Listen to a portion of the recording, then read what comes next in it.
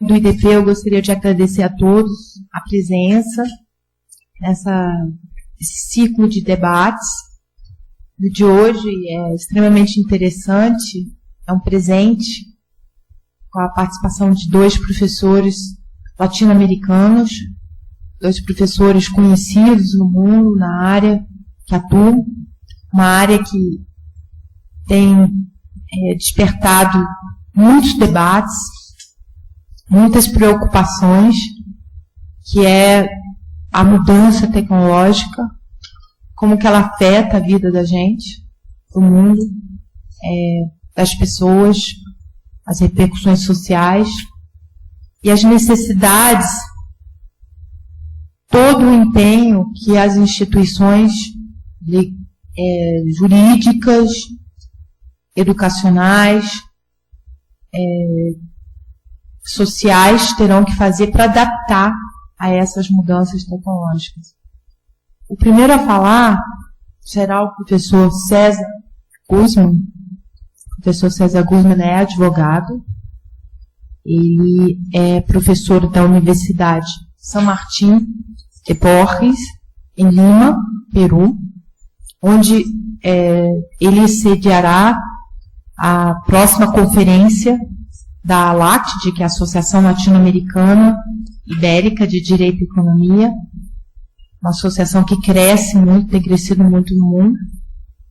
E o professor César Guzman é o presidente da comissão que está trazendo a LACTD e outros projetos na área de Direito e Economia.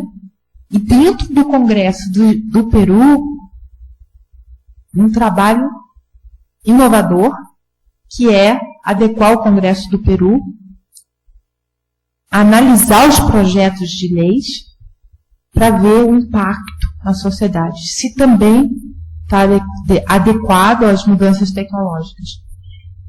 O professor César Guzman, ele fez o mestrado dele na Espanha, em Madrid, na Universidade Complutense. Ele estudou em Harvard, com Chavel, que é um grande nome na área, e tem atuado nessa área de direito, tem atuado como professor e advogado. Depois eu apresento o professor José Cordeiro, também é uma grande honra tê-lo aqui conosco, é uma pessoa de referência, e hoje eu fiquei muito feliz que nós estivemos no Senado, e eles também participaram de um programa de TV Vida, e o Senado se mostrou bastante aberto, interessado em começar uma cooperação com o Senado do Peru e do Chile, que já tem Comissão do Futuro. E eles serão atores, colaboradores nesse processo. Então, nós já começamos tarde, eu peço desculpas por uma questão logística, mas está ótimo, tranquilo, e estou muito feliz. Passo a palavra ao professor César.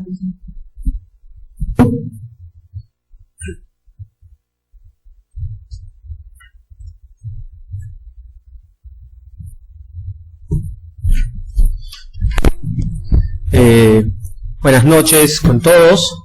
Voy a hablar en español, pero voy a hablar muy despacio para que se me pueda entender. Quiero agradecer muchísimo a la universidad, quiero agradecer muchísimo a Flavia por permitirme estar aquí con ustedes el día de hoy, compartir la mesa. Tengo el privilegio de compartir la mesa con una persona de la excelencia académica de José. Bien, yo el día de hoy, como ha podido explicarles un poco Flavia, mi trabajo es el análisis económico del derecho, el Law and Economics. Algo que probablemente para mucha gente todavía no está muy conocido o muy difundido, pero que voy a tratar de explicarles hoy día que puede tener un sentido y una importancia fundamental en los procesos de la innovación tecnológica y el futuro. Un poco para poder engranar este desarrollo teórico que voy a hacer hoy, con la presentación brillante que probablemente tendrán a continuación con José. Muy bien.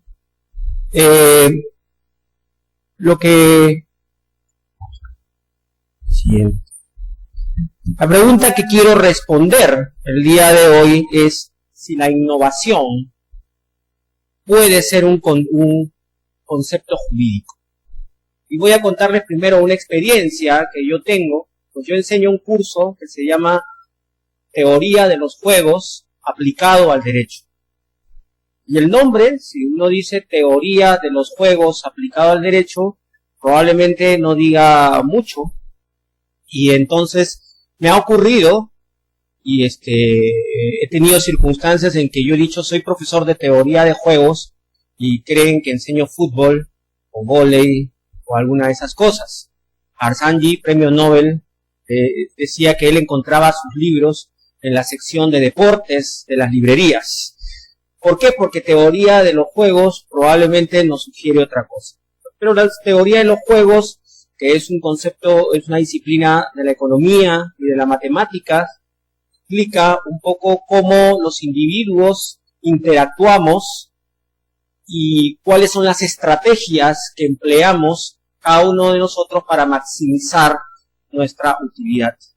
Y evidentemente se construyen distintos modelos, algunos en los cuales los individuos se comportan en forma egoísta y otros modelos en los cuales los individuos cooperan. Pero traigo a colación en este momento esta experiencia porque cuando yo tengo que traducir la teoría de los juegos, que es matemática, para llevarla al plano del derecho, utilizo algunos términos como confianza, como compromiso, como colaboración, como cooperación.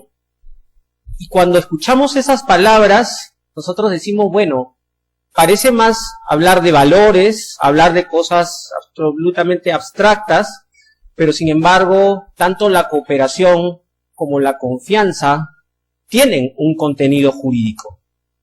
Porque si no hay confianza, por ejemplo, en la estructura de un contrato, las partes tienen incentivos para negociar e incrementar los costos de transacción en la medida que tienen que tomar decisiones y utilizar mecanismos para asegurar el cumplimiento. Y en consecuencia encontramos que eso implica y afecta el normal desarrollo de las relaciones. Entonces, como la confianza, como el compromiso, que a veces no parecen conceptos jurídicos, pero que sí son conceptos con una fuerte carga jurídica, hoy día quiero introducir un nuevo concepto, que es si la innovación es un concepto jurídico. Y claro que sí lo es. Innovar, proyectarse hacia el cambio, tratando de obtener una ventaja competitiva, una utilidad, un desarrollo marginal, evidentemente tiene una implicancia desde el punto de vista legal. Y hoy día voy a tratar de explicar esto y voy a tratar de decir cómo el análisis económico del derecho puede servir fundamentalmente para contribuir al desarrollo de la innovación.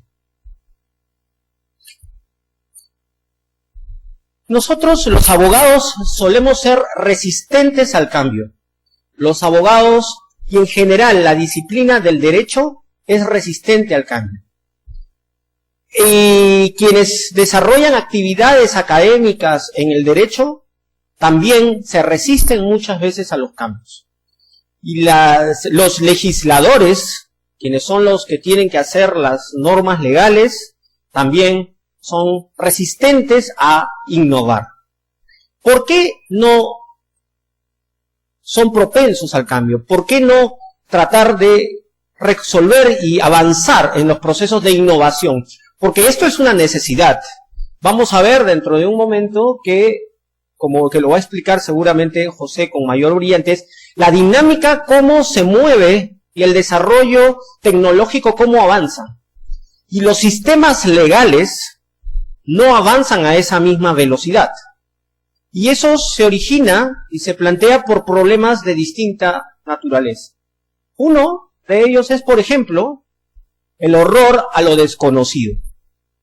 Ocurre, y los legisladores, y los abogados, y los profesores, y los juristas tradicionales normalmente no aceptan ciertos cambios. Y cuando dicen no aceptan ciertos cambios, simplemente dicen, esto no se puede hacer. ¿Y por qué? Esto no se puede hacer porque habría que cambiar muchas normas, porque habría que cambiar el pensamiento de la gente, porque sería muy costoso. Pero probablemente nadie se ha puesto a pensar si efectivamente eso que dicen es cierto. Yo recuerdo una experiencia de un amigo común de Flavia y de un amigo mío en Colombia, Francisco Reyes Villamizar, una de las personas, de las mentes más preclaras y brillantes en el derecho societario, en el análisis económico del derecho en materia societaria en Iberoamérica, que fue el autor de una ley de sociedades en Colombia totalmente revolucionaria, que cambió todos los sistemas, es decir, todo era posible, lo que se conocen como las SAS, todo es posible hacer. No hay capital social, no hay número mínimo de accionistas, no se requiere definir el objeto social, no se pueden establecer los órganos de gobierno que uno quiera, se puede salir del mercado, liquidar bajo distintas formas. Cuando cuenta Francisco que cuando recién hizo la ley, buscaban su cabeza, lo querían matar, porque decían, no, esto no se puede, no se puede, no se puede. Y ahora el 98% de las sociedades en Colombia se constituyen como SAS, ¿no? Cuando Francisco fue a Perú, yo lo invité con dos de los principales expositores en materia de sociedades. Y cuando le pregunté qué le pareció este proyecto, me dijo, sí, muy bueno, pero esto no se puede hacer en el Perú. Y eso ocurre porque siempre hay una resistencia a cambiar porque no medimos los efectos que pueden tener las normas cuando sí se puede hacer. Y existen herramientas para hacerlo, y el análisis económico es una de ellas. Lo segundo que también restringe la innovación tiene que hacer con los costos de transacción. Ponerse de acuerdo tiene un costo. Ponerse de acuerdo tiene un costo primero para decidir quiénes son los que nos tenemos que poner de acuerdo, también negociar cómo nos vamos a poner de acuerdo, y segundo, y en último lugar, y no por eso menos importante, saber cómo vamos a asegurar que lo que adoptemos como acuerdo se va a cumplir. Y entonces en alguna de estas tres etapas probablemente es donde tengamos un mayor costo. Y a veces esos costos hagan que la gente prefiera no llegar a determinados acuerdos por estos costos significativos, cuando desde el Estado y desde las políticas públicas, como veremos más adelante, es posible reducir estos costos de transacción. Otro tema que en algunos casos con mayor nitidez que en otras se da, pero que no voy a abordar en detalle porque no conozco el caso brasileño, es la ausencia de voluntad política. ¿Y por qué no hay voluntad política para innovar jurídicamente? Porque esto a veces puede tener un costo político. Entonces, entre tomar una decisión de corto plazo, cuyos resultados son visibles inmediatamente, y tomar una decisión de largo plazo, probablemente más eficiente, pero con menos resultados visibles, el político probablemente escogerá lo primero. El public choice explica muy bien este tipo de escenarios, todo el desarrollo teórico de public choice. Pero es cierto, conversábamos hoy día, cuando estuvimos en la televisión, José y yo, que muchos de los problemas sociales tienen que hacer con la educación. Sin embargo, los resultados en materia educativa no son visibles en el corto plazo. ¿Por qué? Porque uno no, por ejemplo, indicadores muy básicos, por ejemplo, que en mi país hoy día se discute. Los indicadores de comprensión de lectura, por ejemplo. Indicadores de habilidad matemática. ¿Cuán importantes son? Sin embargo, ¿hay algún político que quiera salir a un debate político y decir, yo logré bajar 5 puntos el déficit en comprensión de lectura? Probablemente preferirá decir, yo construí este edificio o he hecho esta carretera.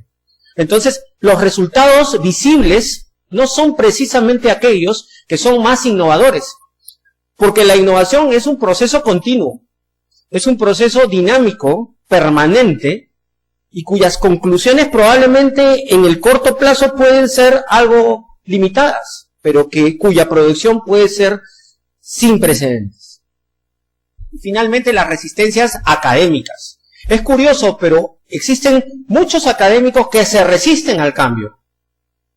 Y esto es a veces hasta irresponsable, porque los académicos que se resisten al cambio son los que no tienen capacidad para el cambio, los que no tienen posibilidad de adaptarse a los cambios. Y en consecuencia ven que si hay un cambio, ellos saldrán del rol protagónico académico, porque habrán otros que lo van a sustituir. Y ser profesor es una gran responsabilidad. Y un profesor no puede limitar la visión de sus alumnos para buscar o para mantener un protagonismo.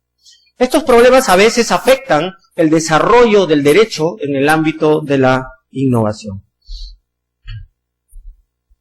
Ahora bien, existen ciertas cosas, sin embargo, que nos obligan, que nos condicionan, que nos proyectan hacia la innovación. Uno, que no voy a abundar demasiado y que tiene que ser con un fenómeno actual, que es la globalización, ¿no? La globalización y esta universalización de las relaciones que exige que ahora todos estemos sincronizados, sintonizados, si no quedamos fuera. Hay algunos temas de los cuales su naturaleza es estrictamente inherente, por naturaleza globalizada, exige que esto sí haya avanzado desde un principio. Por ejemplo, los temas en materia ambiental, los temas en materia de tecnología y de información. Aquí hemos visto que para incorporarse a la globalización han tenido que haber procesos de innovación. Pero la pregunta es, ¿el derecho ha servido también para esto? ¿El derecho está funcionando en esta misma velocidad? Probablemente en nuestros países latinoamericanos eso no ha ocurrido. Un segundo condicionante de la innovación es la información. Obtener información y disponer de información hoy día es público y lo tenemos en Internet. Eso es bueno, pero también genera y condiciona ciertas cosas. Condiciona aspectos relativos al manejo de la información, al suministro de la información, a la reserva de cierta información, a la protección de cierta información, que requiere necesariamente de instrumentos eficaces. Porque producir información implica un costo, incentivar el desarrollo de la información implica políticas públicas que así lo hagan, y si no tenemos un marco normativo que así lo permita, probablemente esta información no va a caminar de la mano con el desarrollo tecnológico y con el incremento de bienestar, que es hacia donde debería apuntar este bienestar. Otro tema tiene que hacer y que condiciona la innovación es la integración de los negocios. Hoy día estamos con mercados unidos, estamos con mercados integrados, y esto exige también que tengamos que estandarizar, que ampliar, que desarrollar nuevas ideas de negocios desde el punto de vista jurídico. Todavía hay, sin embargo, gentes que piensan que tenemos que quedarnos en las ideas de la tipicidad de los contratos como fórmulas, como casilleros dentro de los cuales tenemos que someter todas nuestras relaciones jurídicas dentro de los contratos que tenemos disponibles.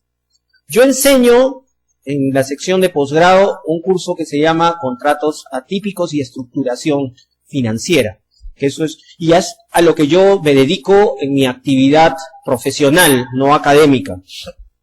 Y yo le digo a mis alumnos que hacer un contrato es que los abogados somos un poco artistas, el contrato el contrato finalmente es una creación originaria.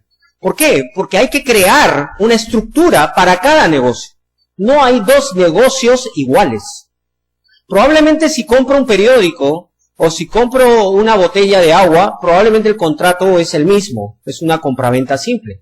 Sin embargo, los tiempos y las exigencias de todo lo que es la tecnología moderna, los negocios que surgen alrededor de estas tecnologías, exigen que tengamos que crear negocios o con estructuras ad hoc para cada emprendimiento.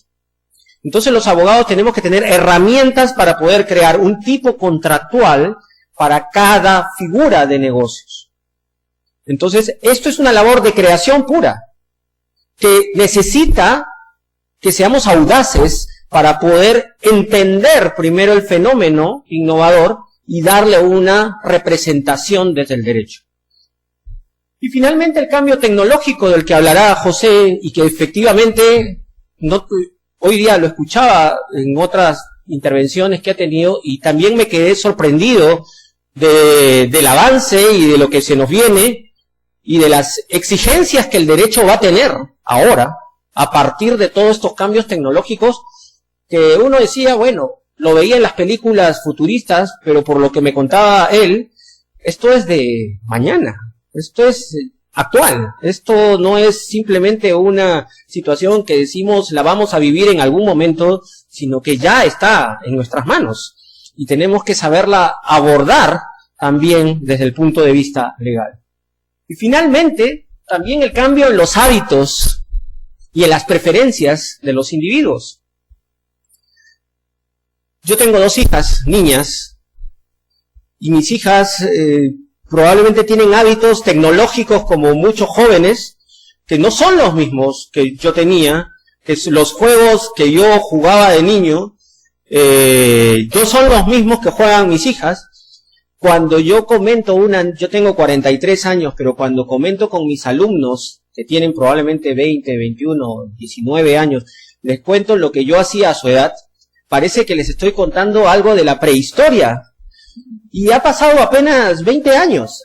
Pero yo les cuento lo que yo jugaba y me miran como, cuando les quise explicar cómo funcionaba la tarjeta de crédito. Y decía que tenían que ver en un librito, tenían que ver si el número, ¿no? Y verificar el número, y después, si no, llamar por teléfono para hacer la operación. Decía, esto no puede ser. O sea, ¿de qué está hablando? Y yo le decía, es de la prehistoria de hace 20 años. Probablemente dentro de unos años hablaremos de la prehistoria del año pasado, al tiempo, en la forma y en la velocidad en la que hoy día se dan los cambios. ¿Y el derecho puede estar ajeno a eso? ¿Cómo el derecho ha tenido que cambiar de las operaciones manuales que se hacían, de los procesos tecnológicos, de los procesos manuales, por ejemplo, de pago, a los procesos actuales de pago a través de los mecanismos electrónicos? ¿Cómo opera la declaración de voluntad?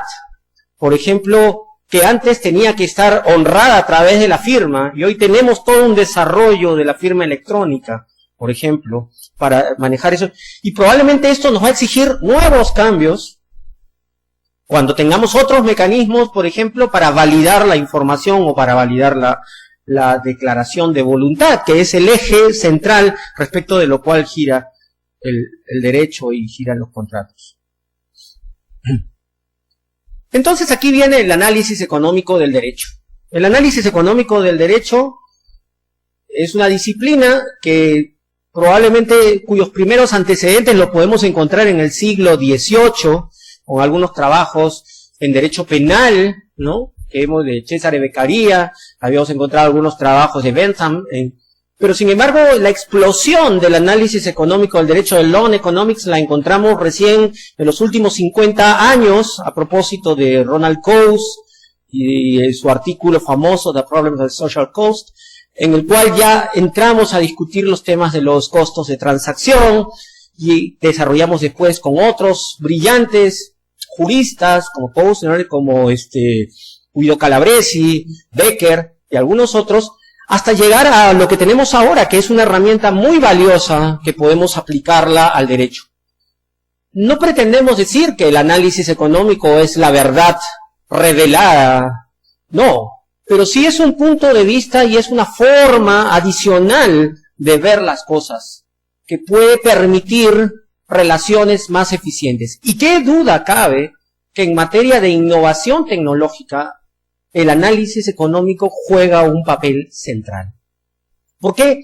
Porque las herramientas que utiliza el análisis económico, es decir, utilizar y analizar los fenómenos jurídicos como si fueran económicos, es decir, con las herramientas del análisis económico, nos permite, en algunos casos, predecir ciertas conductas, y en algunos casos, y en otros casos, valorar los efectos inmediatos que pueden tener ciertas normas. En materia legislativa esto es fundamental. En mi país, por ejemplo, hay una costumbre. En mi país, cuando algo no va mal, cuando algo va mal, prohibir. Lo más fácil es prohibir. Prohibir, prohibir, prohibir. Pues si queremos que algo no pase, prohibir. Prohibir. Y cuando tenemos problemas de delitos, de delincuencia, la solución también es mayores penas. Entonces, mañana hay mucho robo de carteras, 30 años para los que roben carteras. Mañana hay más secuestros, cadena perpetua para los secuestradores. Mañana hay violación, cadena perpetua. Mañana hay corrupción, cadena perpetua. Entonces, el único mecanismo es subir las penas y prohibir. Y esto, políticamente, puede tener un efecto. ¿Por qué? Porque si nosotros salimos a la calle y le preguntamos a la gente, ¿usted está bien que a los violadores le pongan pena de muerte? Todos dirán sí. ¿Usted está bien que prohíban esto? Sí. ¿Usted está de acuerdo con que le metan a la cárcel, lo maten, lo crucifiquen y lo corten al que le robó su cartera? Sí. ¿No? Pero ¿hemos analizado los efectos de esas normas? ¿Hemos analizado la distorsión que genera esas normas? Eso es innovar. Porque si nosotros no evaluamos esos efectos, lo que hacemos es, lejos de avanzar, los efectos ocultos finalmente van a salir y van a trascender. Y lejos de avanzar, vamos a retroceder. Y esto solamente se puede evaluar de dos formas.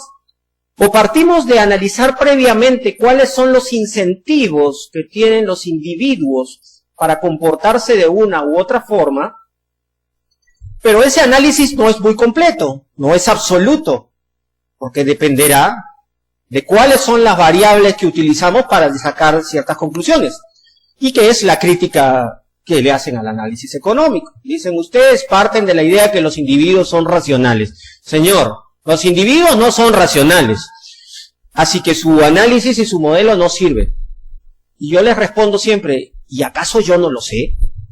Yo claro que sé que los individuos no son racionales, pero si nosotros simplificamos un modelo, es evidente que a partir de una simplificación podemos obtener ciertas reglas generales que pueden tener validez para la construcción de ciertos modelos.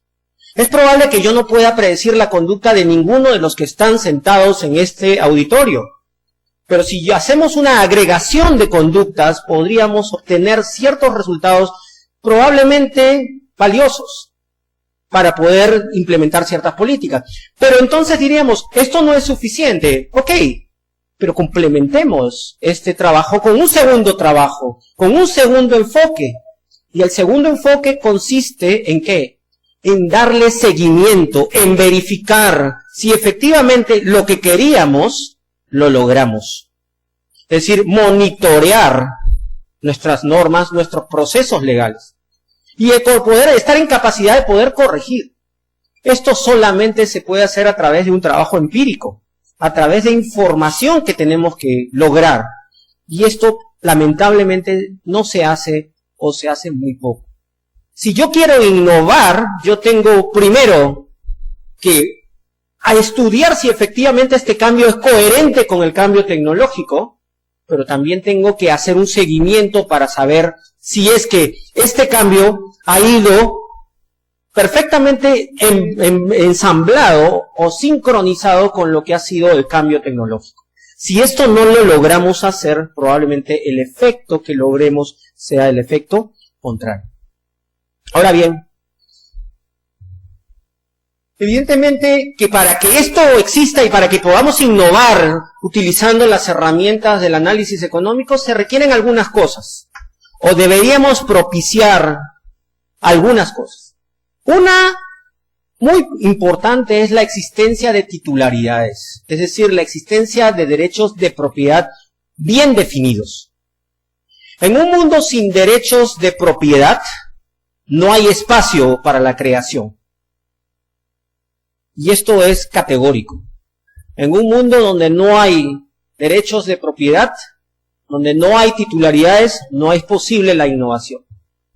¿Por qué? Porque no tenemos incentivos para crear.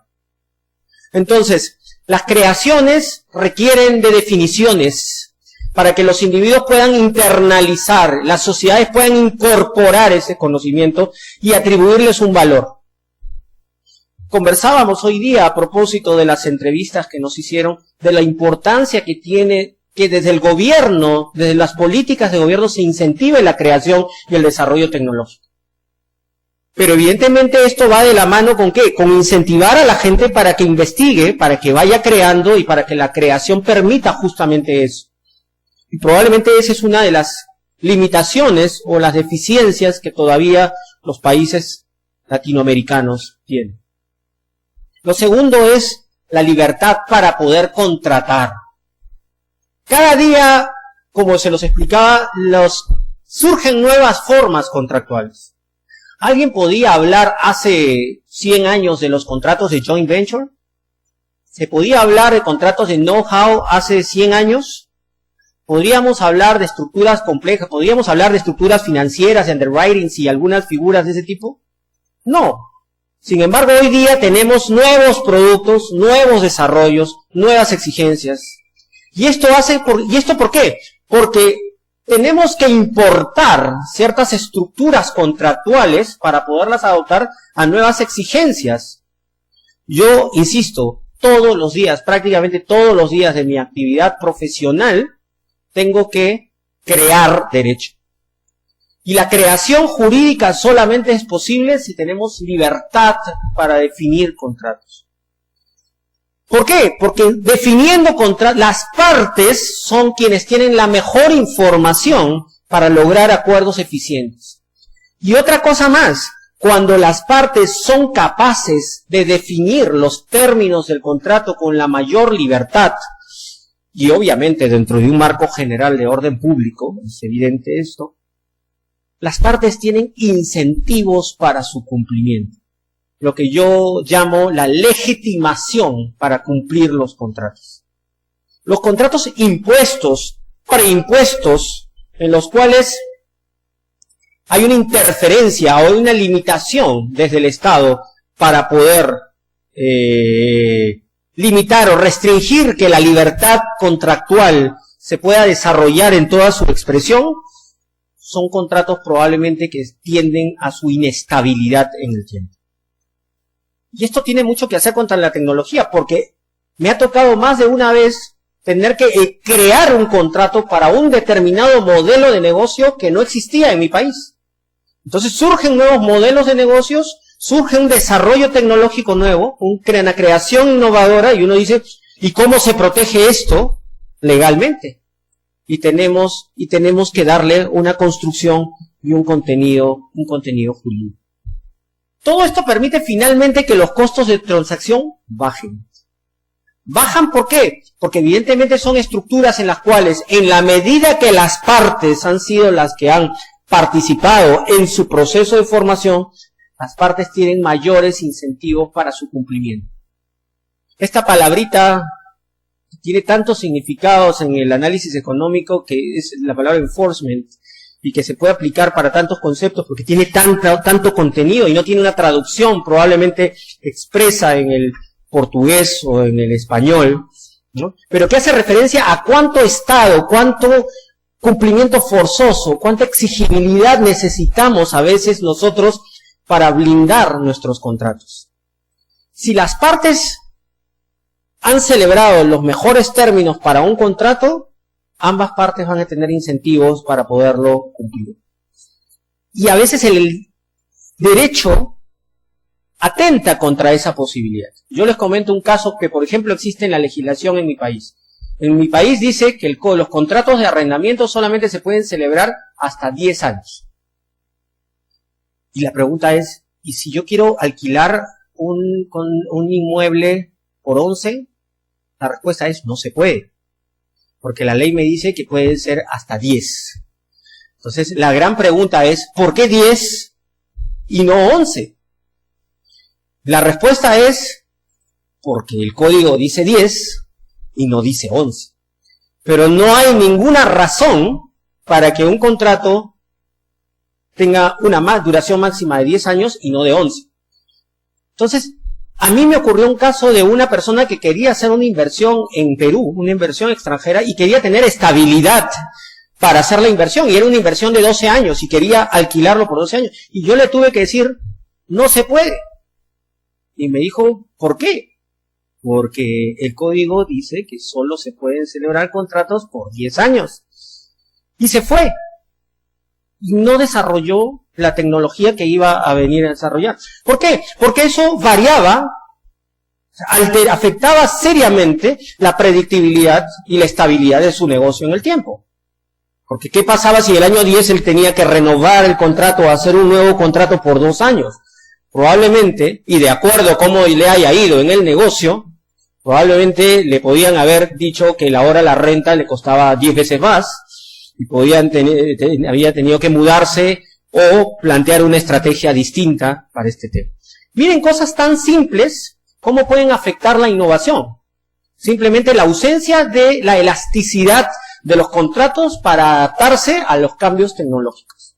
Y esto ocurre en todos los escenarios. He querido hacer un ejemplo muy básico, pero esto funciona en todos los negocios, en los contratos asociativos, en los joint ventures, en las asociaciones en participación, en los consorcios.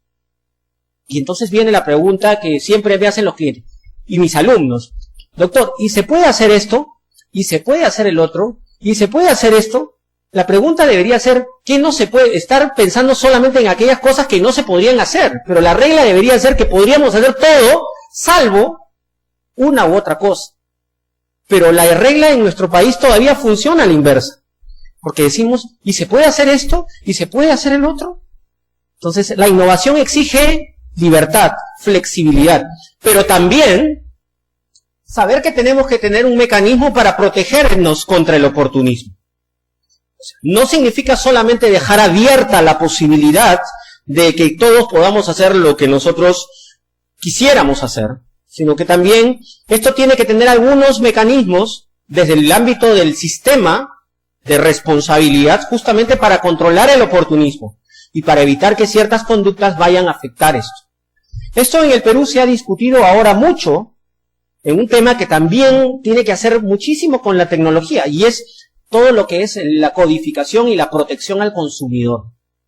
En toda la legislación hoy en el Perú, hace un año, tenemos un nuevo código de protección al consumidor.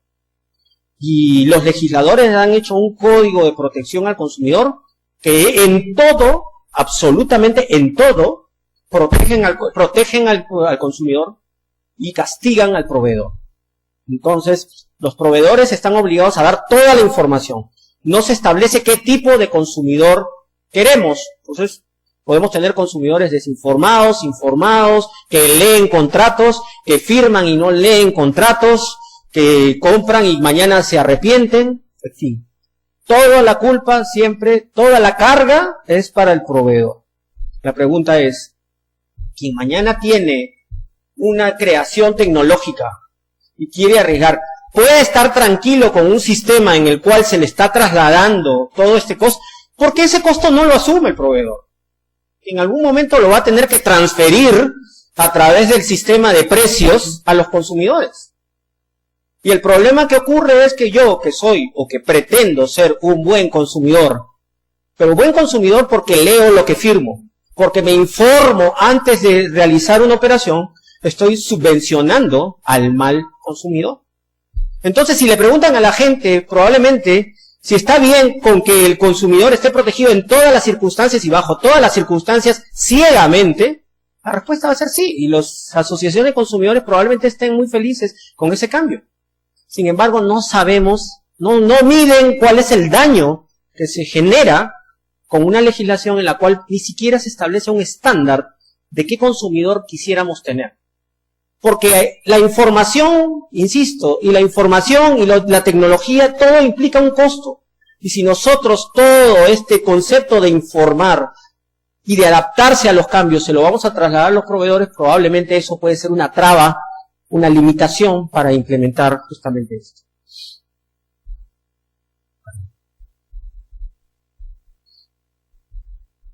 Finalmente quiero simplemente hacer referencia a tres ejemplos que pueden de alguna manera, que los he adelantado un poco, pero que quiero referirlos brevemente. Uno tiene que hacer con la innovación en los proyectos, en la formulación de las leyes. Como les dije, en el Perú y en Latinoamérica, probablemente los legisladores legislan, como dicen en Brasil, para la torcida, es decir, para la hinchada, es decir, para el público. Entonces, ¿cuáles son las preferencias del público? ¿Legislar así, asá? Bueno, vamos a legislar en un determinado sentido. Y dejamos de lado a veces los temas que pueden ser más complicados, pero que pueden significar el gran salto para incorporar la nueva tecnología, por todas las razones que ya he explicado. Bueno, en el reglamento del Congreso de la República del Perú hay una norma, un requisito que dice: todos los proyectos de ley, todas las iniciativas legislativas tienen que traer un análisis costo-beneficio de la ley. Entonces los legisladores traen su proyecto y traen análisis costo-beneficio. Este proyecto no tiene costos. Este proyecto traerá muchos beneficios. Punto. Se cumplió con el requisito. Yo hice una estadística y de 530 iniciativas legislativas que se hicieron en el 2009, solo 13 de 539 proyectos de ley, solo 13 tenían un análisis económico, un análisis costo-beneficio decente. ¿Cómo puedo integrar tecnología? ¿Cómo puedo asimilar e insertar una determinada ley dentro de una proyección de futuro si no analizo cuáles son los efectos que puede tener esta norma y los costos que puede tener? ¿No? Entonces, insisto, hay un trabajo que estamos haciendo pausadamente en el Perú. Ahora, a mi retorno, comenzamos a emprender un trabajo ya de entrenamiento. Ya lo hicimos hace poco, hace un par de años, hicimos una primera aproximación a este tema. Pero aquí el análisis económico del derecho juega un papel central, porque el análisis costo-beneficio es un instrumento legal y económico. Es un documento que usa la economía, usa la econometría, ¿no? Hace un análisis multidisciplinario, porque a veces requerimos del auxilio de la sociología, de la antropología, de la tecnología y de todas las disciplinas para identificar claramente cuál va a ser el impacto de un cambio normativo. Si no tenemos esto, tenemos que incorporar dentro de nuestro proceso de formulación de normas legales a todo nivel, como dirían acá, a nivel federal, a nivel estadual, y en el caso nuestro a nivel regional y a nivel nacional, los procesos de análisis costo-beneficio. Lo segundo, la innovación en la estructura de negocios. Creer que efectivamente podemos hacer más de lo que dicen las leyes. Podemos hacer más de los esquemas clásicos de contratos. Para mí, hacer un contrato cuando vienen nuevas tecnologías, cuando vienen nuevos modelos de negocios, nuevos servicios, es todo un desafío. ¿Por qué? Porque efectivamente tenemos que dejar de lado todo lo que tenemos escrito en los códigos y tenemos que comenzar a construir. Por eso digo que los sistemas, y hacia eso debería apuntar la legislación, por ejemplo, en materia contractual, simplemente a las normas generales. La tipicidad funciona muy bien como mecanismo de reducción de costos de transacción en aquellas formas típicas que se replican sistemáticamente, pero hay un gran universo de operaciones y de contratos en los cuales la creación es el eje central. Necesitamos abogados creativos, abogados que sepan todos los insumos. Yo siempre, ahora que está de moda en el Perú la cocina peruana, en el mundo, a los cocineros no les enseñan recetas de cocina. A los cocineros les enseñan técnicas. A los cocineros no les enseñan a hacer un buen ceviche, que es nuestro plato más conocido. No, les enseñan técnicas, a cortar, a cocinar, a freír, ¿no? Y entonces un buen cocinero es aquel que le den 4 ingredientes y con 4 ingredientes sea capaz de hacer una gran obra. Los abogados tenemos que llegar a eso, a estar en capacidad que con nuestras herramientas, estar en capacidad de poder hacer una gran ley, hacer un gran contrato. Y esto supone conocimiento, formación, educación, mente abierta y el auxilio de otras herramientas. Y finalmente, con esto termino, la innovación en materia de consumo.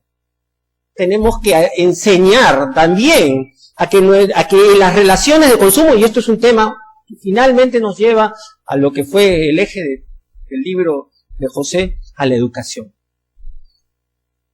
El derecho y el sistema jurídico y las herramientas del derecho nos deberían también residualmente y subsidiariamente a cumplir ese rol. Desde el sistema legal, desde la estructuración de los contratos, de la generación y de la definición de titularidades, a entender también que esto va de la mano a procesos. ¿Para qué? Para que la gente reduzca costos a través de ¿qué? A través de la generación de estructuras de confianza. Hay un libro, Trust, de Francis Fukuyama. Recuerdo cuando estuvo en Perú, que hizo una encuesta, ¿no? Hizo una encuesta y les dio un pequeño papel a los asistentes y le hacía unas preguntas muy simples. Decía, ¿tú confías en tu papá? ¿Tú confías en tu mamá? ¿Tú confías en tu hermana? ¿Confías en tu amigo? ¿Confías en el compañero que está sentado al costado? ¿Confías en el que está, en tu socio?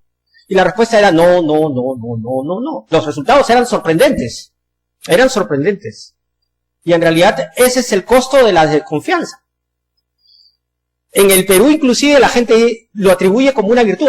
Yo soy desconfiado. Entonces qué bien, soy desconfiado. Entonces parecería que el sentido común nos llama a ser racionalmente desconfiados. Pero eso es una regla perversa que nos ha conducido todo un contexto. Y eso es una de quizás en las reglas en las que tenemos que comenzar a ser innovadores. A comenzar a generar las estructuras de confianza. ¿Es fácil? No es fácil. ¿Es de corto plazo? No es de corto plazo. Pero si no empezamos a hacerlo, probablemente nunca lo vamos a hacer. Y nosotros no tenemos idea de cuánto es el costo de la desconfianza, ¿no? Que los documentos tienen que firmarse, que los contratos tienen que ser por escrito, que la palabra empeñada, la palabra no tiene valor si no está en un documento, que el documento tiene que estar notarizado o fidelizado por alguien para que tenga valor. Esto costo, esto afecta el bienestar. Y si queremos nosotros insertarnos y ser innovadores, deberíamos que comenzar por innovar nosotros mismos. Y en el derecho tiene un compromiso muy grande sobre lo cual yo los invito a reflexionar. Muchas gracias.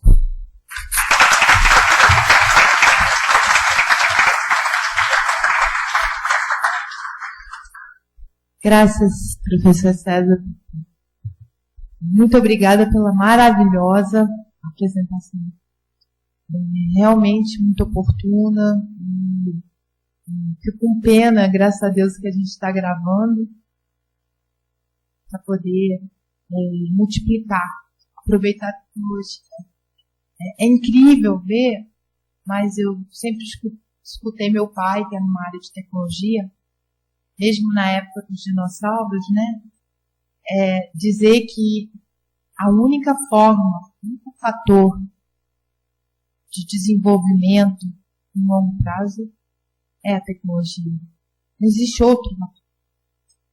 A vida da gente está melhor hoje pela tecnologia. E as mudanças, as inovações, dentro da área do direito especificamente, que isso aqui é uma grande escola de direito, os operadores do direito em todas as áreas, legislador, magistrado, advogado, todos os outros, vão ter que mudar, trazer essa tecnologia para diferentes formas de atuar,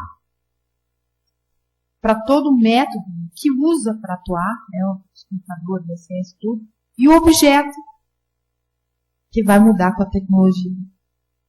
E é incrível que, no final das contas, a gente pensa em tecnologia, pensa em Guerra nas Estrelas, na verdade, volta para valores básicos como confiança, valores éticos, e aquela velha história, educação, cooperação, que são valores lá atrás do dinossauro. Quanto mais a gente evolui, mais a gente se respalda, se baseia, depende, se constrói em cima de valores antigos. Então, muito obrigada, eu gostei demais. E agora eu passo a palavra para o professor José Cordeiro, que é engenheiro, é economista, ele estudou no MIT, extremamente famoso, uma universidade de referência, top do mundo, entre as 10 melhores. É um professor que eu até falo, é venezuelano, mas não é, porque ele é internacional. Ele é professor referência e também consultor do Millennium, da Singularity, e é uma honra tê-lo também conosco, e eu entendo que a palestra dele vai complementar em muito a palestra do professor César Guzman. Passo agora a palavra. E ele tem uma sobrinha brasileira, tá?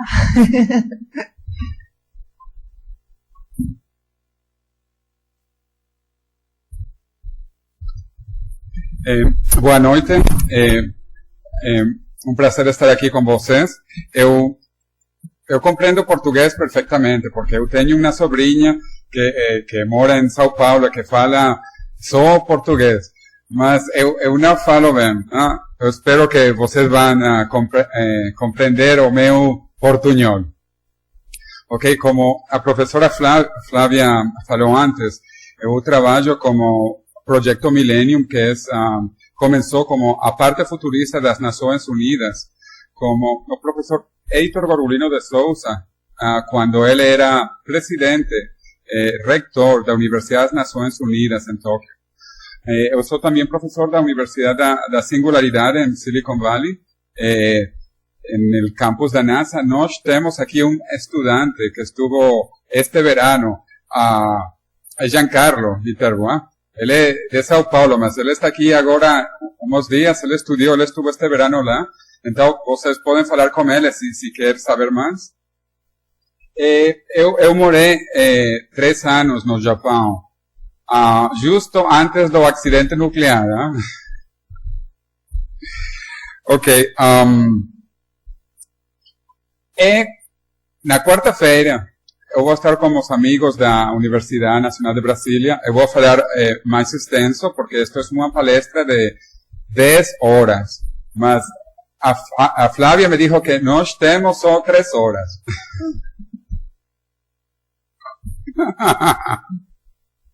Não é verdade. Mas se é verdade que na quarta-feira, 10 horas, no auditório Darcy Ribeiro, eu sou grande admirador de Darcy Ribeiro. Eu cito muito Darcy Ribeiro em meu livro O Desafio Latino-Americano.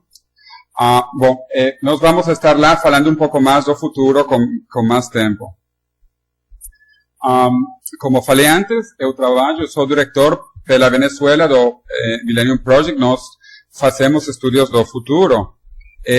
Publicamos agora o último relatório, o Estado do Futuro, ano 2011, onde nós temos trabalho sobre cenários possíveis para América Latina no ano 2030.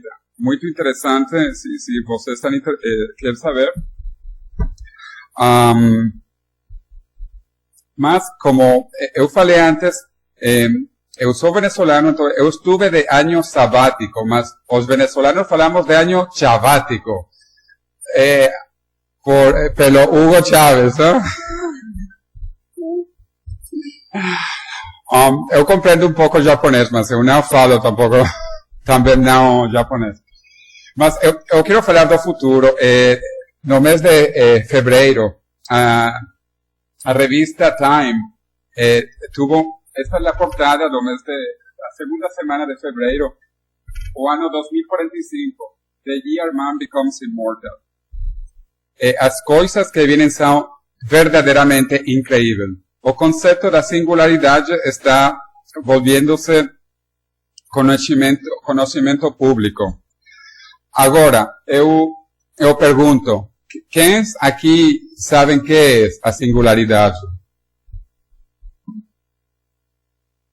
O estudante da singularidade. Os outros?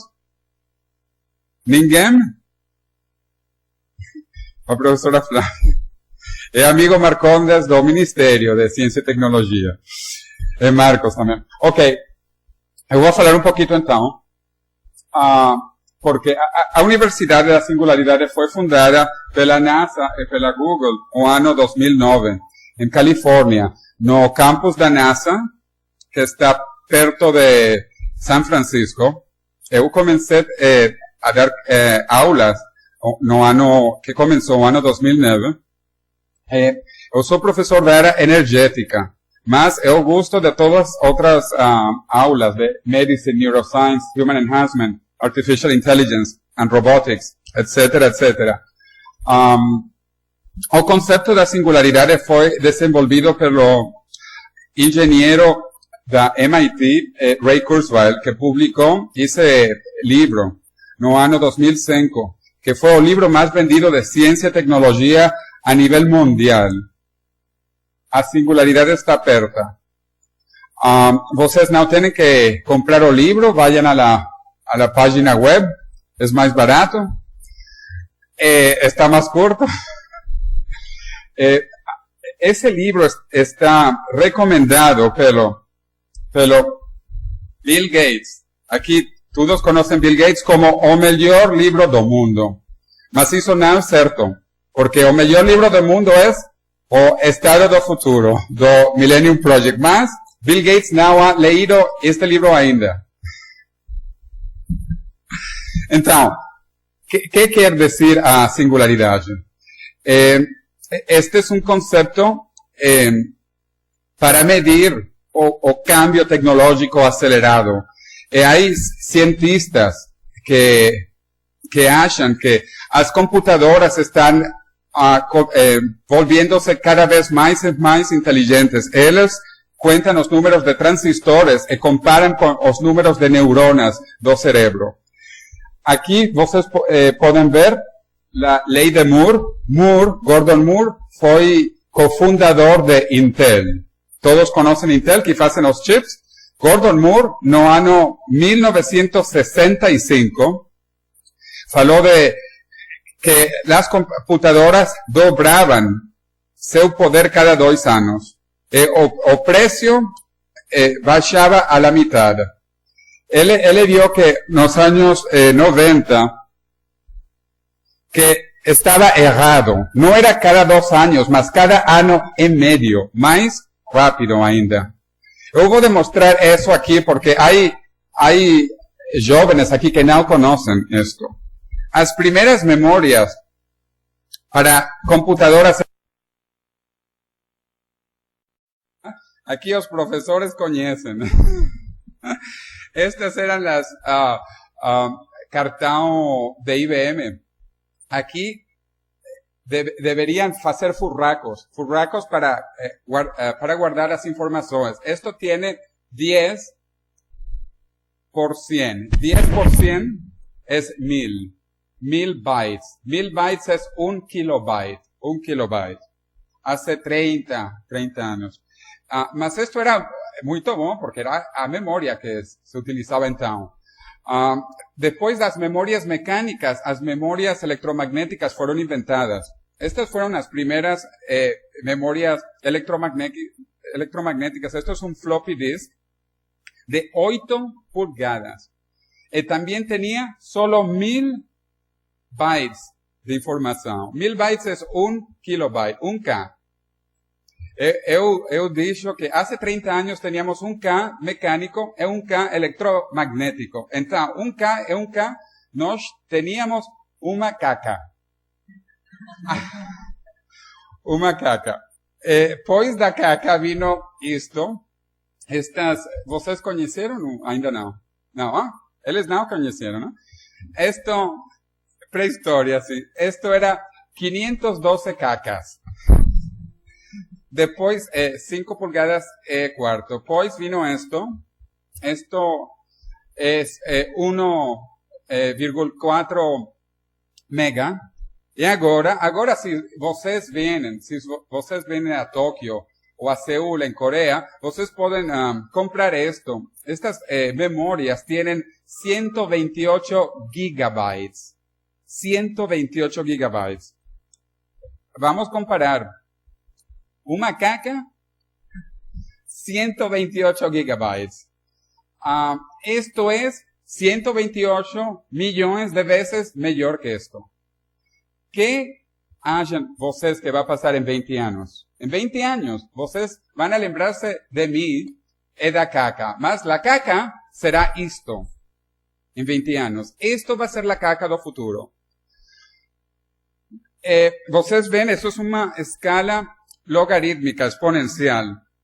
Nos vamos os años 2020, 2030, a más tardar 2040, vamos a tener computadoras que tienen más transistores que nós temos neuronas no cerebro. Então, os cientistas, como a gente da Google, que financia a universidade, creen que as computadoras van a comenzar a pensar. Ese será o momento da singularidade. Cuando a inteligencia artificial sobrepasa a inteligencia humana. Repito, eso se estima entre o ano 2029 o más temprano e o ano 2045 o más tarde. Vocês podem ler mesmo aqui, Time Magazine. Ok. Nós temos 10 aulas.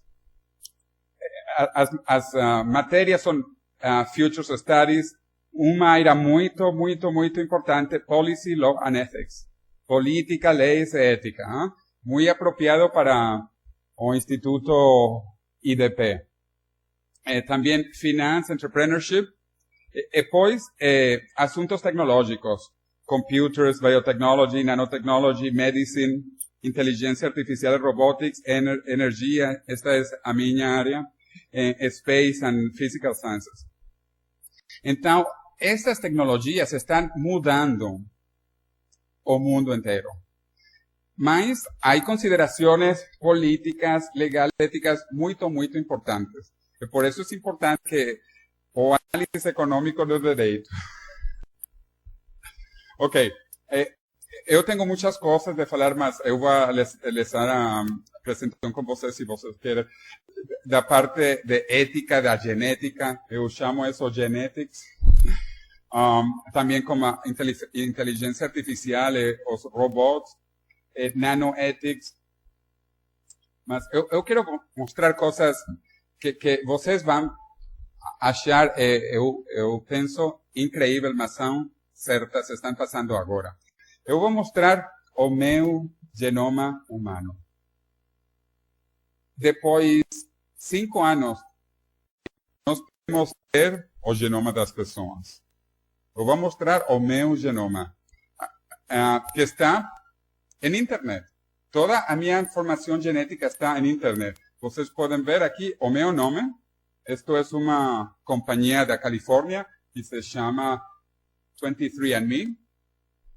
23, porque nós temos 23 cromossomas, pares de cromossomas. Vocês podem ver risco de doenças que eu vou ter de acordo a meu genoma. Por exemplo, se eu vou ter degeneração macular dos olhos, psoriasis, diabetes tipo 2, cáncer de próstata. Esto es increíble, porque esto es una computadora que hace o análisis, y la computadora sabe que eu sou homem, e portanto eu posso ter cáncer de próstata. Mas se eu for a mulher, a computadora veria o porcentaje que eu posso ter cáncer da mama. Etcétera, etcétera. Características físicas, o color dos olhos, uma quantidade de coisas. Incrível. Aqui eu quero mostrar, esto es un gene chip. Esto es un chip para sequenciar o genoma das pessoas. Você põe aqui uma pequena parte de você, tranquilo, pequenina. Mesmo não um dedo, não. Umas células, cabelos, larvas, saliva. Normalmente esto se faz com saliva, porque a persona não importa escupir. Você escupe e você processa aqui seu genoma. Mesmo depois de escupir, então, umas máquinas sequenciam o genoma das pessoas, porque o genoma é o mesmo de um cabelo aqui, outro cabelo aqui. O genoma das pessoas é igual para cada pessoa. Ok, então, estas são as minhas características de acordo a meu genoma. Mas há coisas mais interessantes. Desafortunadamente não se vê bem, mas aqui é um mapa do mundo. Isto é um mapa África, Ásia, Europa, Norte-América, Suramérica. E vocês podem verificar de onde vêm seus ancestros. Aqui estão os meus ancestros há 500 anos. E vocês podem ver, eles vêm, vocês reconhecem aqui o país? Espanha, França. Os meus ancestros de linha paternal vêm de Espanha e França. Principalmente, mas eu tenho também familiares de Ásia. E vocês podem ver gente importante relacionada com você. Por exemplo, eu estou relacionado com gente famosa como Gengis Khan. Então, não pelear comigo. Agora eu vou mostrar uma linha maternal. Também están os ancestros da minha mãe, um pouco mais também nórdicos, de Inglaterra, e gente famosa também, Maria Antonieta. Não é isso incrível? Você escupe aqui e pode saber de onde vem sua mãe. Ok, mas há coisas ainda mais incríveis. Você pode, por primeira vez, verificar se seu pai é verdadeiramente seu pai. Mas isso é interessante, mas ainda é mais interessante ver, não para trás, para o passado, ver para o futuro. E vocês podem construir seus filhos. Aqui este é um experimento que eu fiz com uma de minhas estudantes. Un experimento teórico. Nos intercambiamos genes para ver como seriam nossos filhos. E você pode fazer isso não só com uma pessoa, porque está bem, mas é mais interessante com muitas pessoas. Você pode compartilhar genes com 4, com 5 pessoas ao mesmo tempo. Se você gosta dos cabelos de uma pessoa, dos olhos de outra pessoa, das mãos de outra pessoa, você pode criar seus filhos. Isto é incrível, não? Esto viene, tiene implicaciones legales, políticas, éticas increíbles. Os niños do futuro van a ser diseñados. A reproducción actual, eu acho que va a estar proibida em 10 anos. Porque como vocês vão a produzir crianças com defectos, quando vocês podem produzir crianças o mais perfeito possível para você? Eso es lo que os pais querem. Os pais querem que as crianças sejam altas, inteligentes, etc. E você vai poder fazer isso agora. Isso tem implicações de todo tipo. Agora, vocês acham que isto é caro? Isto não é caro. Isto é caríssimo. O primeiro genoma humano que se sequenciou foi o ano 2003. Custou $1 bilhão. E tomó 13 años para terminar. 13 años, $1 bilhão.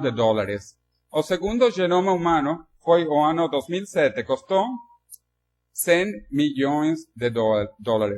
Tomó 4 años. Para o ano 2008, costaba $1 millón. Y se hacía en 2 meses.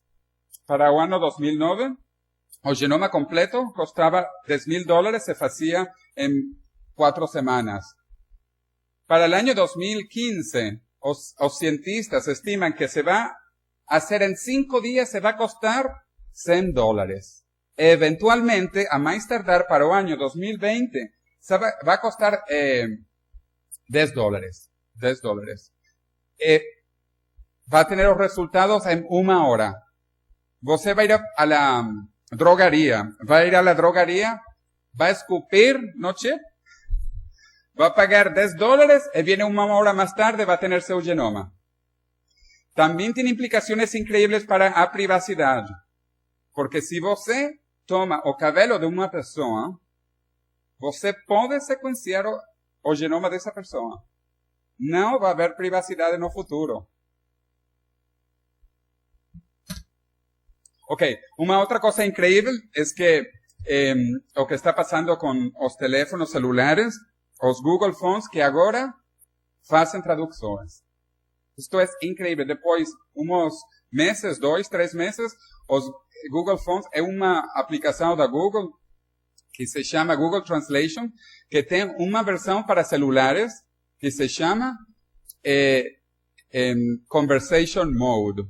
Você puede ahora baixar de internet a aplicação de Google Phones que se chama Conversation Mode, modo de conversação.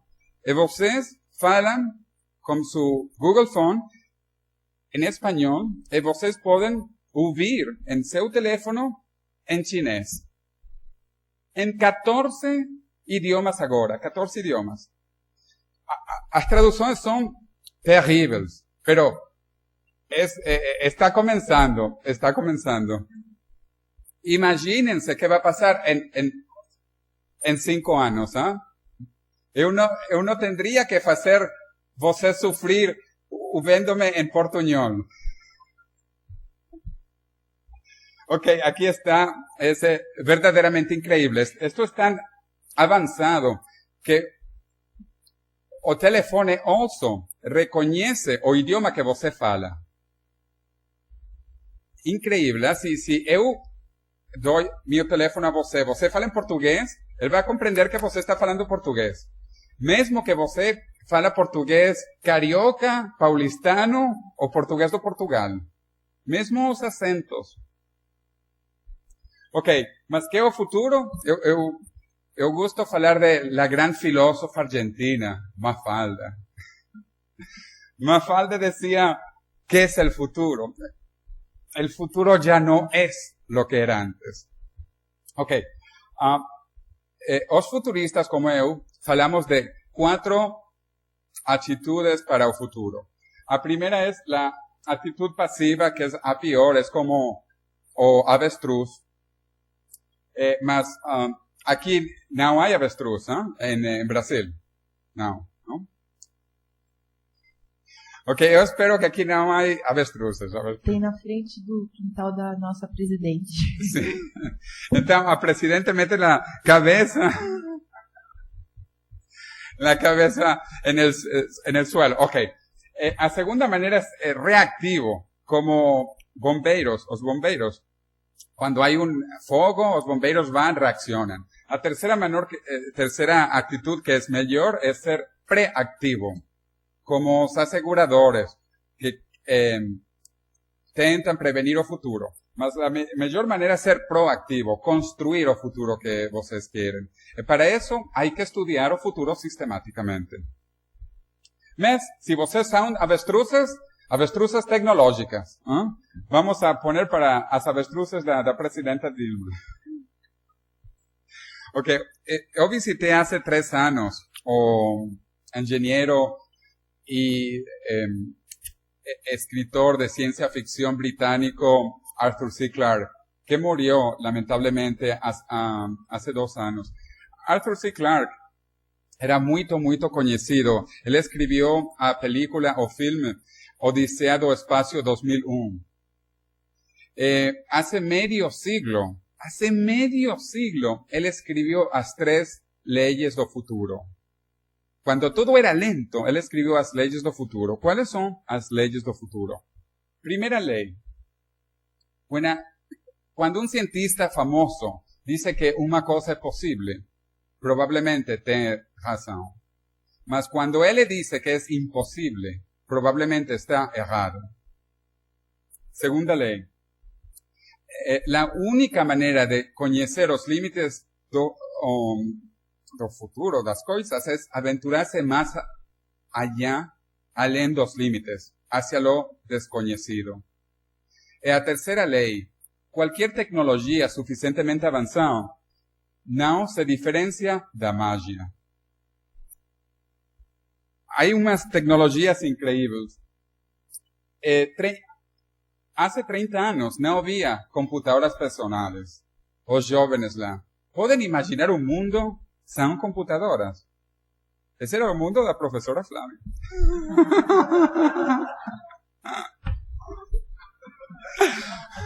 Ele é mais velho que eu. É meu também. Jovem espírito. Meu também. Há 20 anos começaram os teléfonos móveis. Hace 10 anos, 11 anos, começou Google. ¿Se imaginan o mundo sin Google? Ok, ¿qué pasará en los próximos 10 años, 20 años, 30 años? Cosas increíbles. Para los mayorcitos, los mayores aquí, unas cosas más increíbles que pensamos es o control do envelhecimiento. Los cientistas están descubriendo que o envelhecimiento es una doença, mas una doença curable. Esto es agora increíble, mas esto va a ser realidad en 10 años. Para los ratos y para los humanos probablemente en 20 y 30 años. Yo voy a hablar un poco más de eso la cuarta-feira. Esto es increíble, ¿eh? ¿Cómo controlar el proceso de envelhecimiento? Porque es una doença aparentemente curable. Las primeras formas de vida, aquí hay alguien que sabe un poquillo de biología, que tenemos como cientistas, ¿no? As bacterias foram as primeiras formas da vida do planeta. As bacterias não envelhecem. A vida apareció para vivir, no para morir. Las bacterias no envejecen. Cuando una bacteria se divide, la bacteria filia es exactamente igual a la bacteria mãe. Eles no mueren. Si você la mata, la machuca, sí va a morir. Mas ella no envejece. Aquí los jóvenes, de todas las personas que tienen menos de 30 años, forman parte de la primera generación de inmortales. Mesmo, eu acho que nós vamos a estar lá. Mas, si o prédio cae sobre nuestras cabezas, claro, moremos. Mas, en 20, 30 años, a más tardar, vamos a controlar el proceso de envejecimiento de las personas.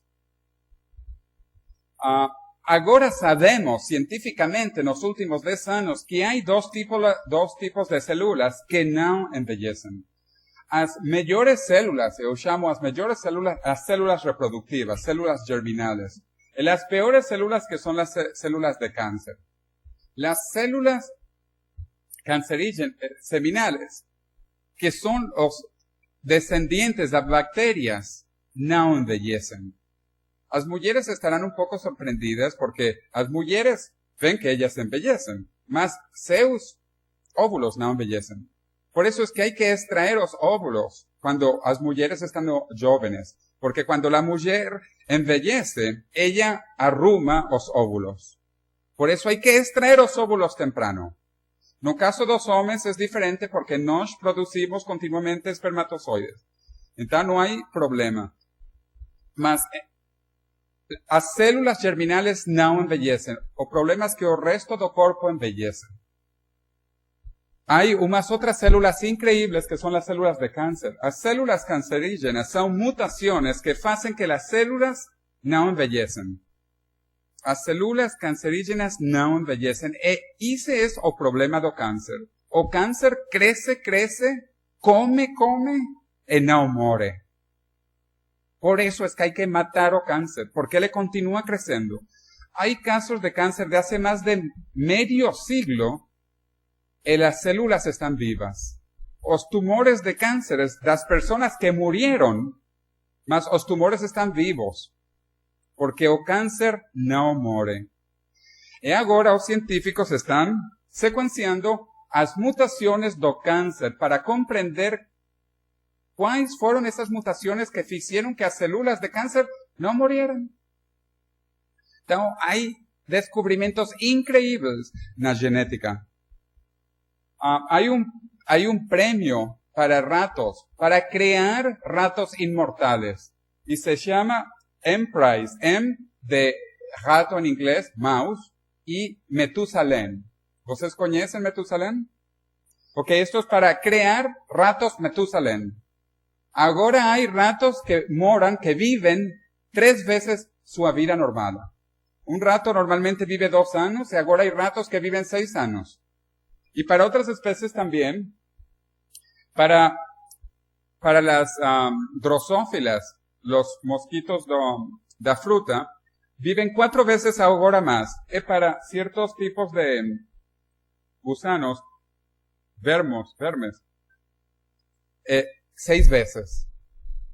Esto ahora los científicos están estudiando, repito, científicamente. Esto no es New Age, esto no es filosofía, esto es ciencia.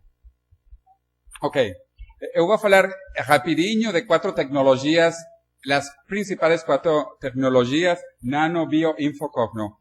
Hace casi 10 años, o National Science Foundation, que es o equivalente do Ministerio de Ciencia y Tecnología, mas, bom, é com muito dinheiro, con el Departamento de Comercio de los Estados Unidos, estudiaron cuáles son las tecnologías del futuro. Ellos decidieron que eran esas 4. Ahora, ¿qué estudian estas tecnologías? La nanotecnología estudia los átomos y las moléculas. La biotecnología estudia las células.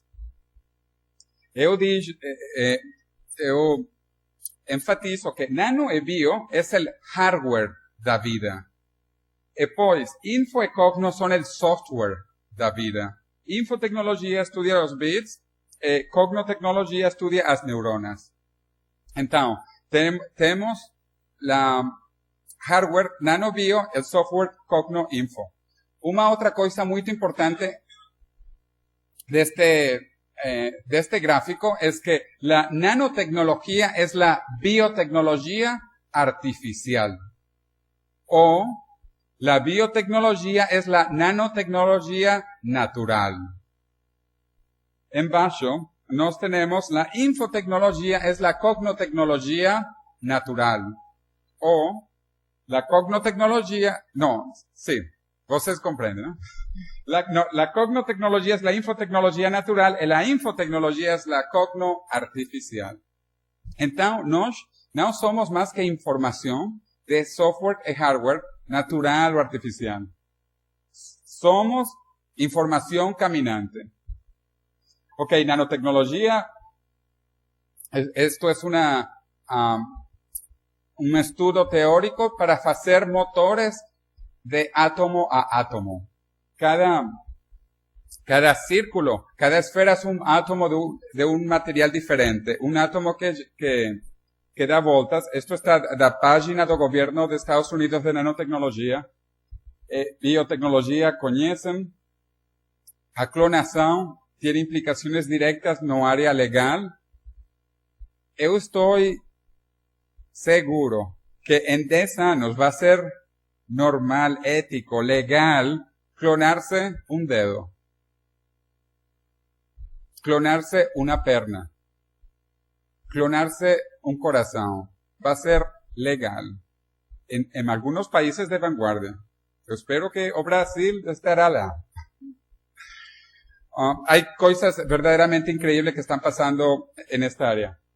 En Singapur yo estuve 2 años atrás.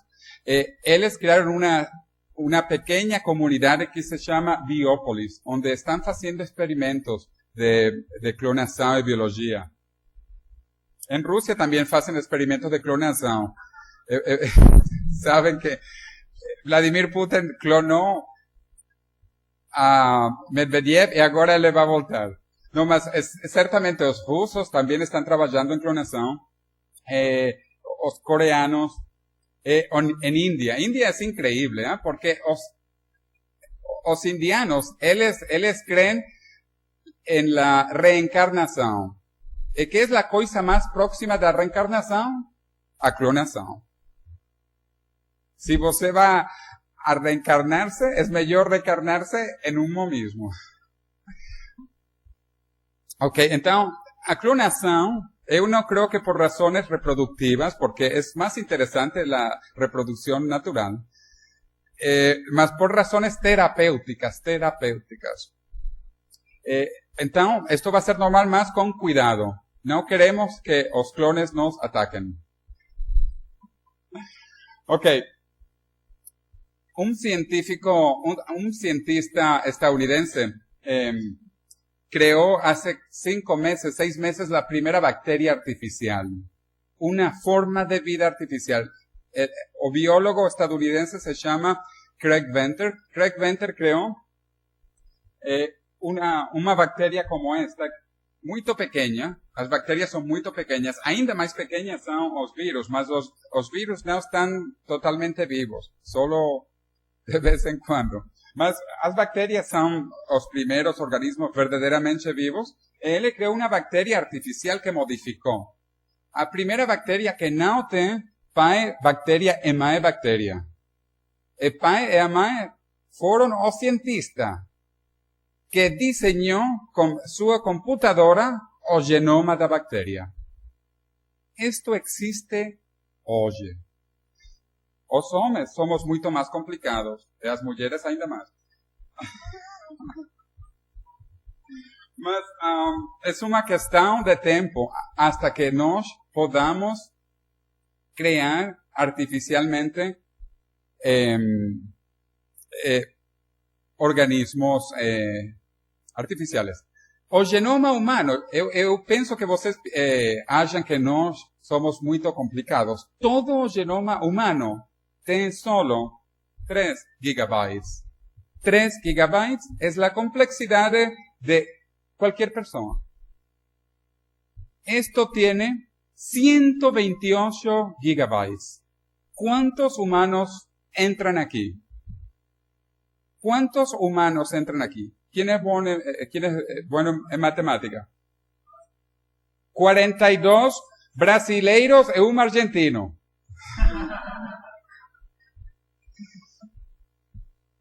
$42 pessoas un poquinho más. Ok?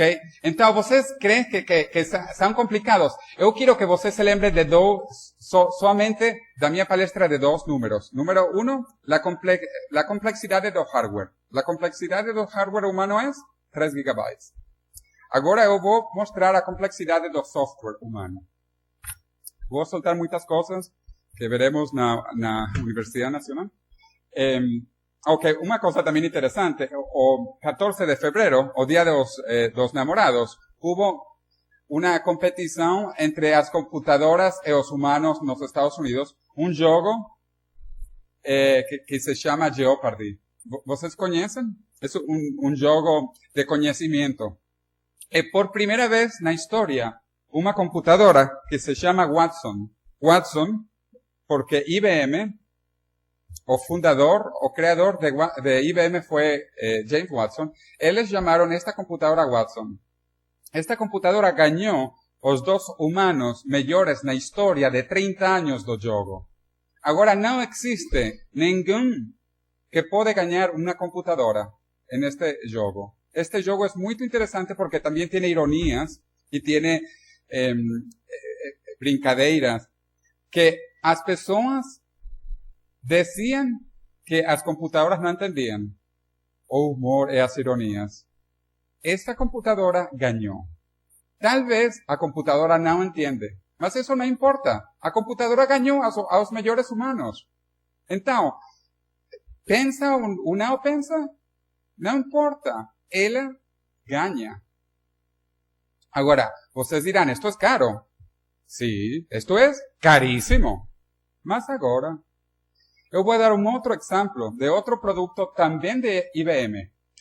Por cierto, Watson tomó 5 anos para producir 40 cientistas de IBM que gastaron $100 millones.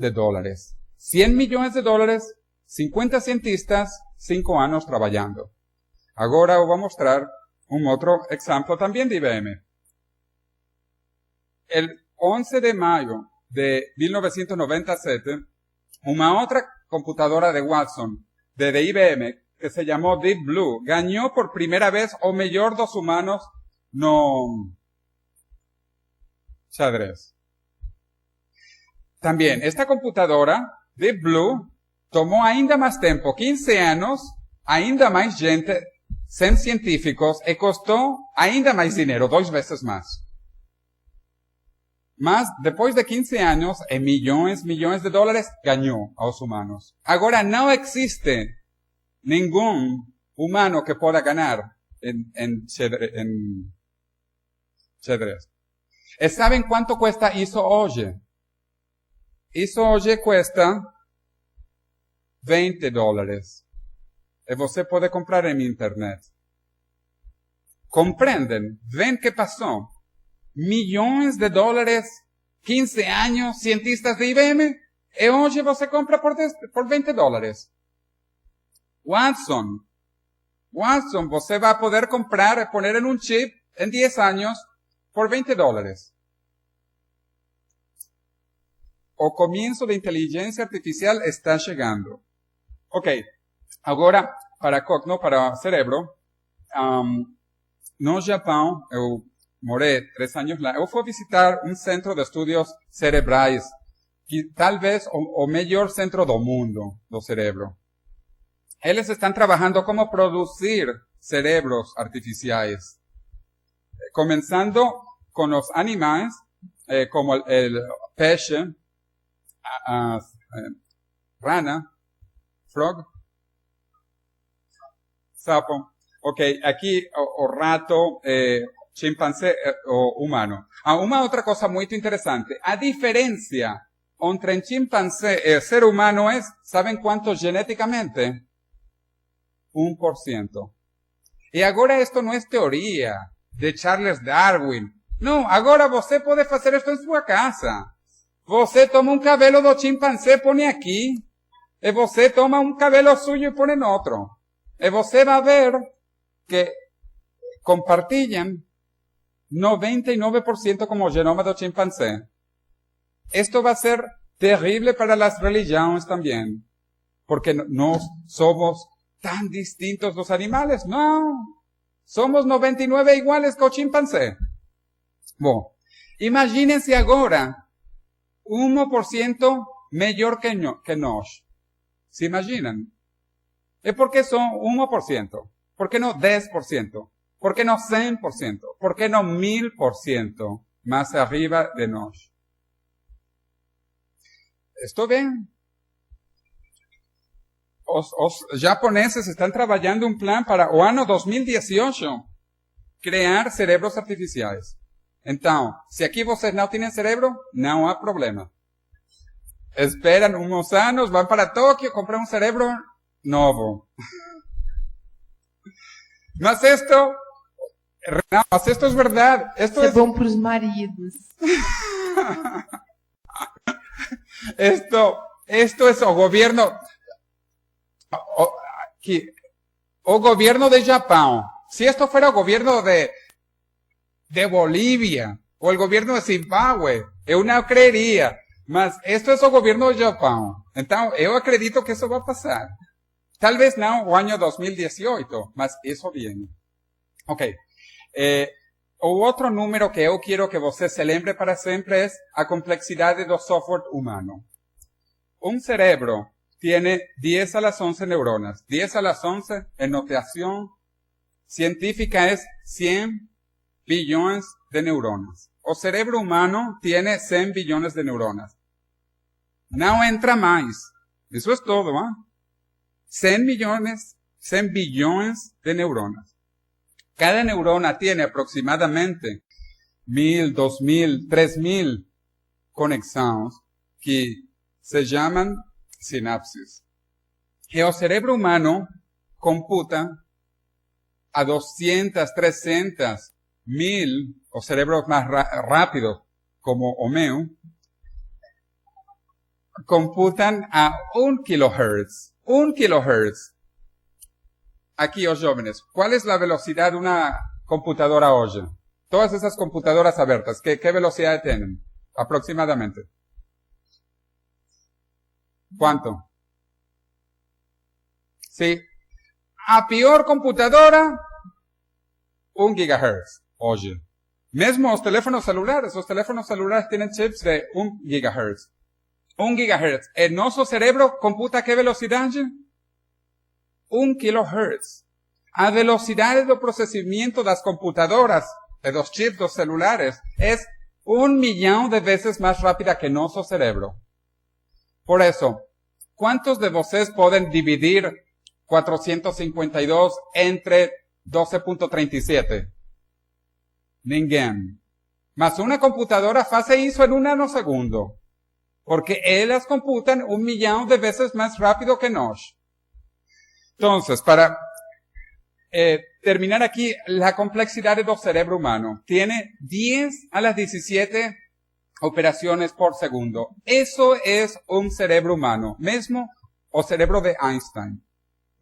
No, cerebro de Einstein no había más que eso. 10 a las 17 operaciones por segundo. Tal vez mejor utilizado que nuestro cerebro, mas no había más. Entonces, si no falamos da mente, do espírito ou do alma, eu não falo do espírito, da mente ou do alma, excepto depois de 3 caipirinhas. Si no falamos de eso, entonces, un cerebro humano tiene una complejidad de 10 a las 17 operaciones por segundo. Y nos vamos a pasar esa complejidad con la caca do futuro en 20 años. Esto viene. ¿Estamos preparados? Para meditar, ¿no? Con unas caipirinhas. Entonces, yo creo que con eso vimos las 4 tecnologías y hay muchas cosas que discutir. Entonces, ya terminamos. Muy obrigado.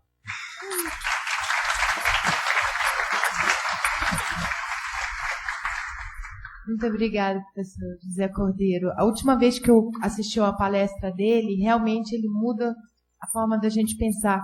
Eu gostaria de agradecer muito a vinda dos dois, dizer que tudo que foi dito aqui foi gravado, vai estar no site do IDP, disponível para os outros alunos, e tem um coffee break no final, né, ao final, para a gente conversar, mas eu gostaria de ouvir uma palavra, 30 segundos pelo menos, uma palavra da experiência do Jean Viterbo na Singularity. Ele cursou. Porque só a palestra do professor já muda a forma da gente pensar. A gente começa a ficar aberto.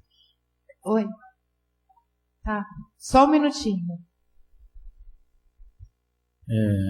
Me pediram para passar para vocês rapidamente minha experiência na Singularity. É uma instituição que angaria potenciais líderes no mundo de processos inovadores que possam gerar impactos positivos na vida de 1 bilhão de pessoas no prazo de 10 anos. É isso que eles buscam. Eles confiam que, por exemplo, eu posso ser uma dessas pessoas. E colocam você num ambiente muito amigável, de extrema informalidade, para cultivar a condição criativa. A tolerância é máxima para as diversidades culturais. Dos 80 alunos que participam do programa que eu participei são provenientes de 35 países. Forma-se uma cultura de sociedade, de irmandade muito forte lá dentro. Eles pedem que os alunos criem tradições para o curso que ficam depois para os próximos alunos. Eu acho que a tradição mais importante que a gente criou, né, Cordeiro, foi a nossa declaração de voto, que é como um juramento de Hipócrates, assim, que criaram lá, dos compromissos que os alunos da Singularity têm com o futuro. É isso, está muito bem descrito lá, essa parte legal e ética.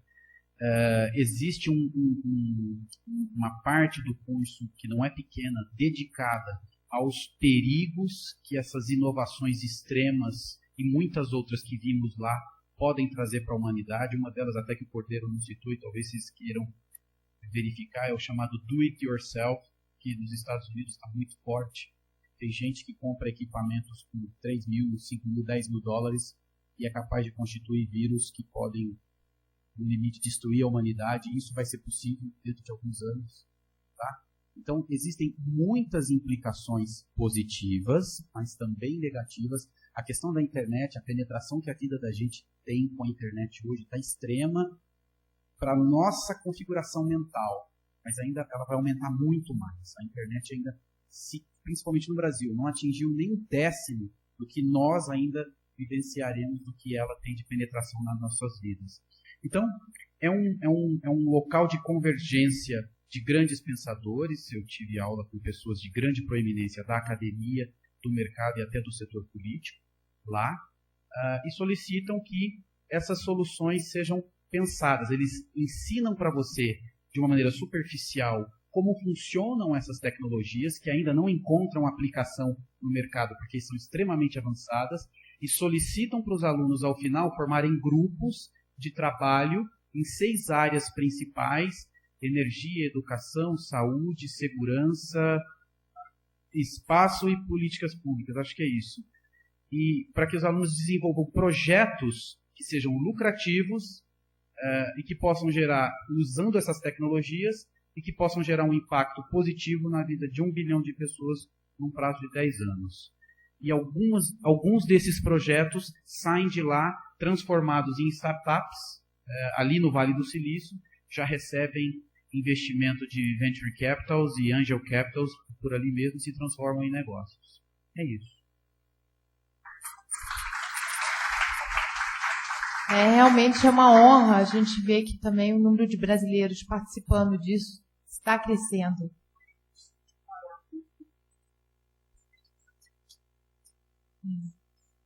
E a nossa instituição IDP, muito obrigada, Jean Viterbo. A nossa instituição IDP está buscando essa internacionalização, essa cooperação internacional, e a gente vai buscar essa troca, porque realmente nosso grande objetivo é tornar líder, ou pelo menos uma referência, cooperando com outras instituições nessa área de direito e tecnologia. Muito obrigada.